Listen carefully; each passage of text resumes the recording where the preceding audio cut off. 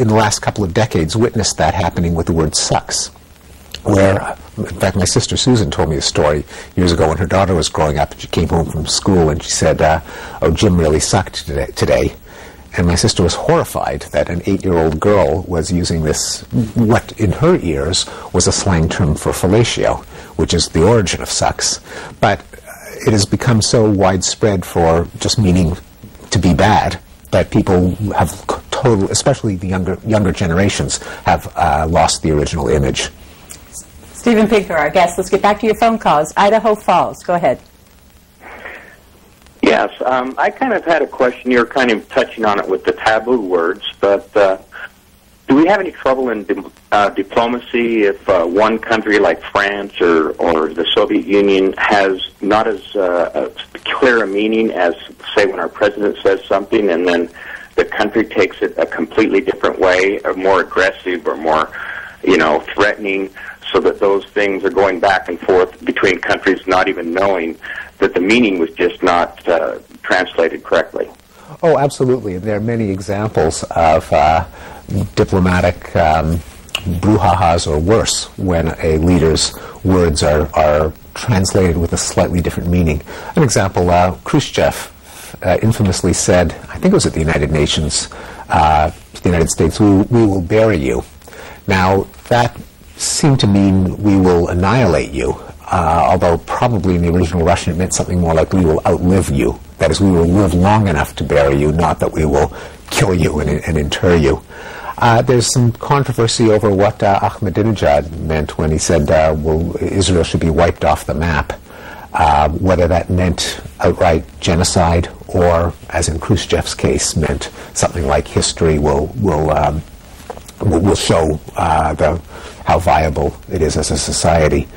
Not to defend Ahmadinejad by any means, but certainly it would be very wise for us to know exactly what a foreign leader means, and that requires much more attention, I think, to skilled translators of other languages, especially sensitive to the nuance that the words have in the original language.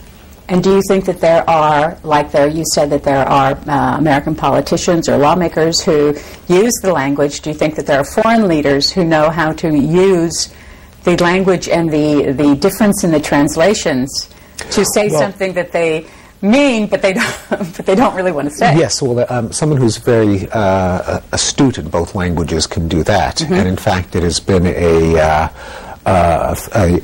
fear of Palestinian negotiating positions that often they're translated in very conciliatory language, but in the original Arabic and in broadcasts directed at Palestinian audiences, they're much more bellicose. And so that is something we have to be quite mindful of. Illinois' next, Springfield. Hello. Good afternoon. From the home of the better angel, who proclaimed that human nature can never change because God decreed it.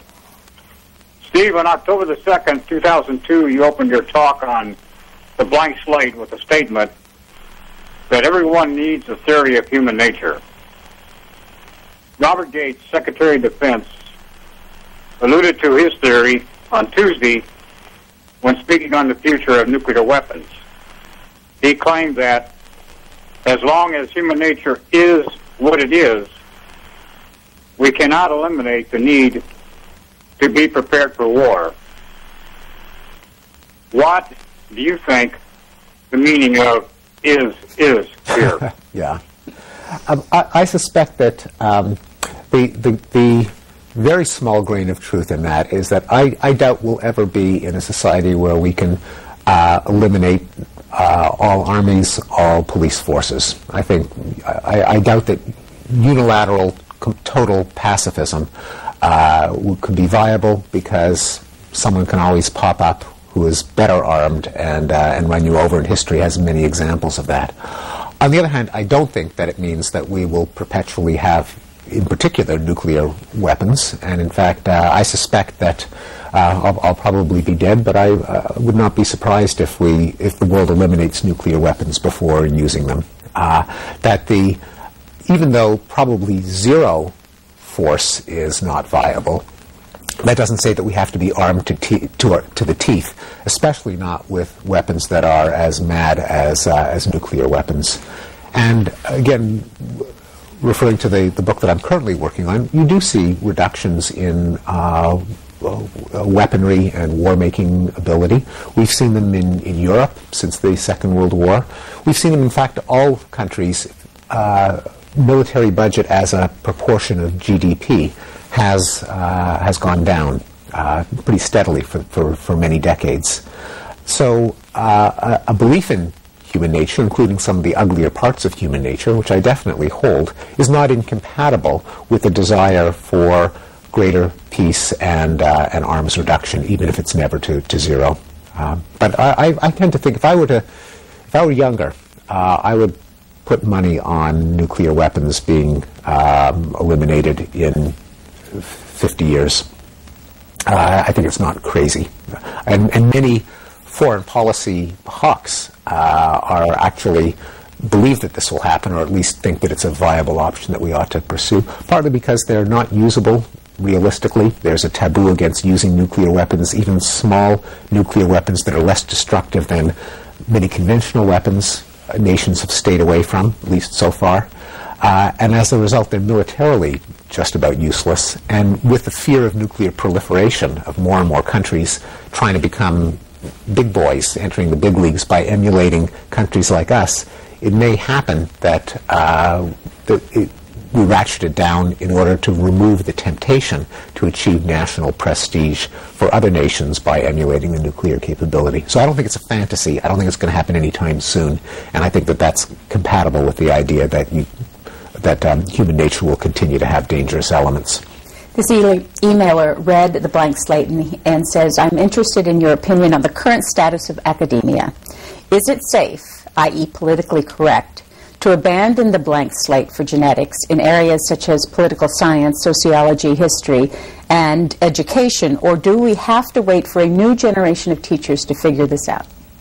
I think there still is a great stigma against a biologically oriented conception of human nature in many of the humanities, in a lot of literary criticism, in a lot of political science, in education. So the state of academia that the emailer was writing about is certainly certainly true. I don't think we have to wait another generation from now, because I see it starting to change, especially in a younger generation that hasn't grown up with the same good versus evil ideology that was true in the 1970s. And I see tremendous interest in all of these fields, in renewed attention to human nature. Did you ever face any kind of problems in your work in that area? I never faced anything like kind of illiberal or nasty. I mean, I got, vicious reviews and so on, but that's, you write a book, you have to expect those.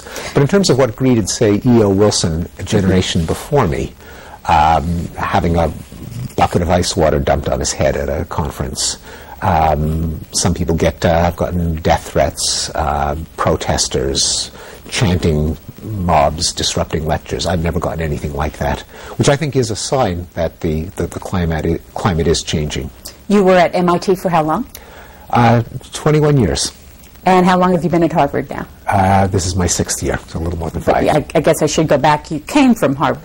Yes, I taught at Harvard for a year, then Stanford for a year, before settling at MIT for 21 years, and then going back to Harvard 5 years ago. And what's your philosophy of teaching? It very much overlaps with my philosophy of writing. And many of the examples that I use and many of the organizational outlines and plans that I use go back and forth between my teaching and my writing.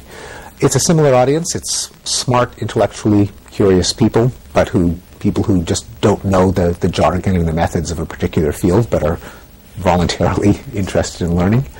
I feel that material has to be organized in a framework. It can't just be a random dumping of facts on the lap of an audience.